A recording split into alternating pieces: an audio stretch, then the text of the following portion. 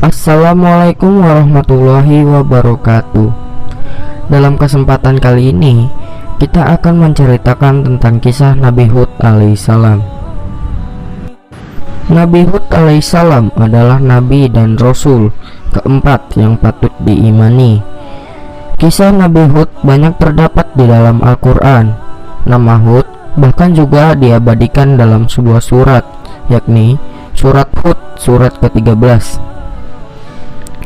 Hud diutus memberi peringatan kepada kaumnya, yakni kaum A'ad. Kaum A'ad adalah keturunan Nabi Nuh yang tinggal di Al-Ahqaf, suatu wilayah di bukit berpasir Arab. Sesuai dengan Quran surat Al-Ahqaf, suku A'ad termasuk suku tertua di dunia dengan peradaban yang maju. Di dalam Quran surat Al-Fajr disebutkan kaum A'ad memiliki bangunan-bangunan yang tinggi. Allah juga melebihkan kekuatan serta kekayaan pada kaum A'ad. Namun, kekayaan yang diberikan kepada kaum A'ad membuat mereka tamak, lupa diri, dan jauh dari Allah Subhanahu wa Ta'ala. Mereka mulai menyembah berhala yang diberi nama Sahmud, Sahda, dan Al-Haba. Maksiat pun ikut merajalela. Allah lalu mengutus Hud untuk memperbaiki akhlak dan kelakuan kaum A'ad. Dan ingatlah Hud, saudara kaum A'ad, yaitu ketika dia memberi peringatan kepada kaumnya di Al-Ahqaf. Dan sesungguhnya telah terdahulu beberapa orang pemberi peringatan sebelumnya dan sesudahnya dengan mengatakan, janganlah kamu menyembah selain Allah, sesungguhnya aku khawatir kamu akan ditimpa azab hari yang besar. Berikut bunyi Quran surat Al-Ahqaf ayat 21.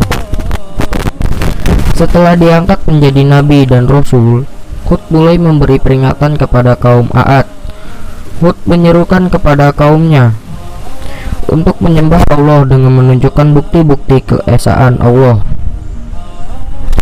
Alih-alih percaya pada Hud, kaum A'ad justru melemparkan cemooh dan menyebut Hud dengan sebutan orang gila. Dengan sabar, Hud menghadapi segala caci maki yang diberikan untuknya. Hud tetap tak gentar menyiarkan agama Allah dan menyatakan bahwa azab akan segera tiba bagi orang yang kafir. Bukannya menurut, kaum A'ad justru balik menentang Hud untuk segera menunjukkan azab itu. Keangkuhan kaum A'ad membuat Allah menunjukkan kekuasaannya dengan menurunkan azab dalam sejumlah tahapan. Tahapan pertama pembalasan Allah Subhanahu wa Ta'ala kepada kaum A'ad adalah berupa bencana kekeringan yang melanda ladang dan kebun mereka. Dikutip dari Hud alaihissalam, sang penyeru untuk kaum A'ad karya Testriono dan tim di Faro, kekeringan itu membuat kaum A'ad kehabisan stok makanan. Mereka pun kelaparan. Kepada kaum A'ad, Hud menunjukkan kekeringan adalah azab Allah. Namun, kaum A'ad tetap tidak percaya pada peringatan Hud dan tetap menyembah berhala. Kaum A'ad yang semakin kafir membuat Allah Subhanahu wa Ta'ala murka. Lalu, Allah menurunkan awan hitam yang disambut dengan sukacita oleh kaum A'ad. Maka, ketika mereka melihat azab itu berupa awan yang menuju ke lembah-lembah mereka, mereka berkata, inilah awan yang akan menurunkan hujan kepada kita. Bukan, tetapi itulah azab yang kamu minta agar disegerakan datangnya, yaitu angin yang mengandung azab yang pedih. Berikut bunyi terjemah Quran surat Al-Ahqaf ayat 24.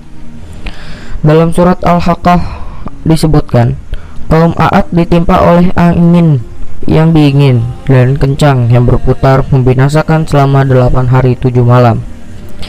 Angin itu menghancurkan dan melenyapkan kaum A'ad di muka bumi. Mayat kaum A'ad berserakan ditutupi pasir, sehingga mereka kaum A'ad menjadi tidak tampak lagi di bumi kecuali hanya bekas-bekas tempat tinggal mereka. Demikianlah kami memberi balasan kepada kaum yang berdosa. Berikut bunyi terjemahan Quran surat Al-Ahqaf ayat 25. Tak ada yang tersisa dari bencana besar ini selain Nabi Hud alaihissalam dan orang-orang beriman yang berlindung di sebuah lembah. Setelah kaum Ad binasa, Nabi Hud dan orang mukmin hijrah ke Hadramaut, memulai kehidupan baru.